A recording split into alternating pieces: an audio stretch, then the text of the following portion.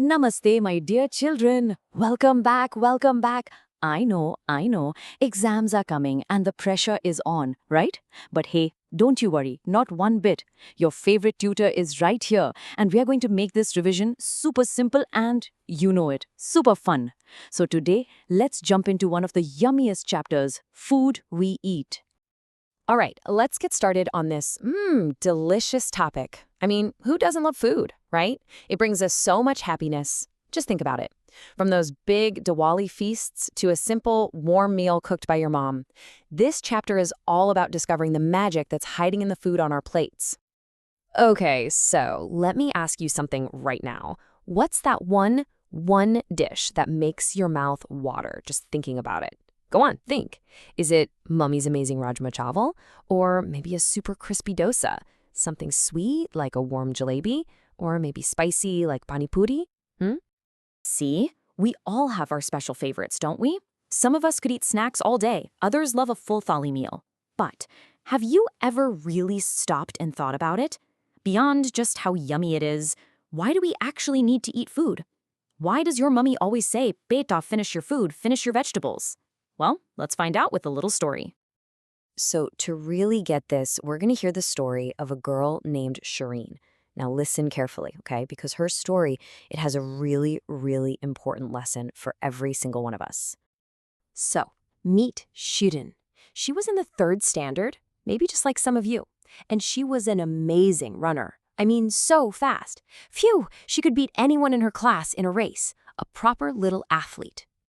But Shirin had one tiny problem. She was a really picky eater. You know the type. Whenever her mom would ask, "Shirin, what do you want to eat?" her answer was always the same. Rice and potatoes. For breakfast, lunch, and dinner. Just rice and potatoes. Nothing else. Now you tell me. I want you to just stop and think for a second. What do you think happens when your body gets only 1 or 2 things to eat every single day? Is that a good thing or a bad thing? What do you think? You got it. It's not good at all. Our super fast runner, Shirin, well, she started feeling really, really tired all the time. She started getting sick very often, and she just didn't have the energy to practice running anymore.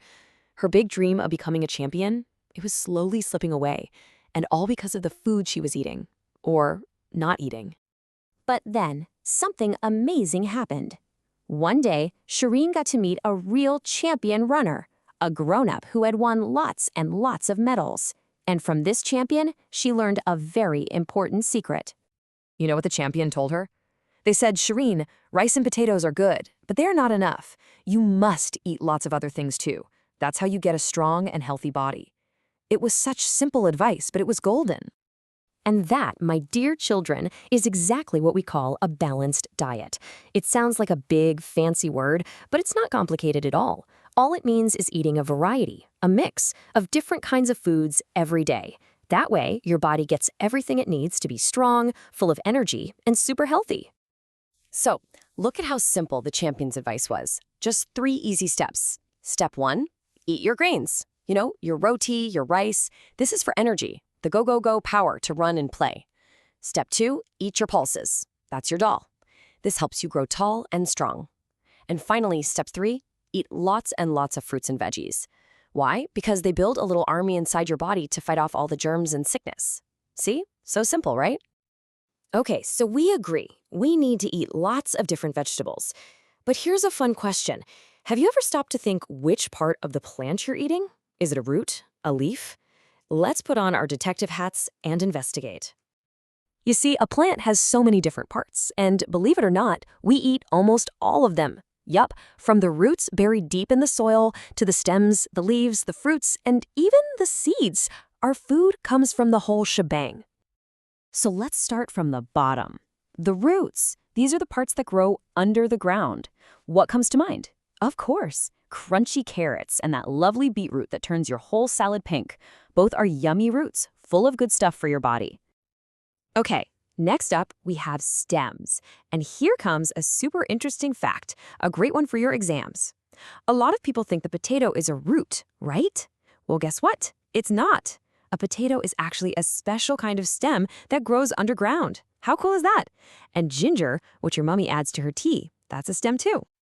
And then, of course, we eat leaves. This one's an easy one to remember. Think about palak paneer. That's spinach, a leaf. Or the cabbage you love in your noodles and subsies. All yummy, healthy leaves. All right, moving on. Let's chat about how what we eat changes with the seasons. I mean, we don't eat the same things in summer as we do in winter, do we? And after that, we'll talk about the most important drink in the entire world. Just think about it for a minute. When it's super hot outside in the summer, what do you feel like having? Something cool, right? Like juicy mangoes, or a cold glass of nimbu pani, or maybe a delicious kulfi. But when it's all chilly in the winter, we want things to warm us up, like a hot bowl of soup or yummy gajar ka halwa. See, our body's so smart, it tells us what it needs. And speaking of what our body needs, let's talk about water. This is so important, especially in the summer. When you're playing outside in the sun, you sweat a lot, don't you? That's your body losing water, so you have to drink plenty of water to put it back in.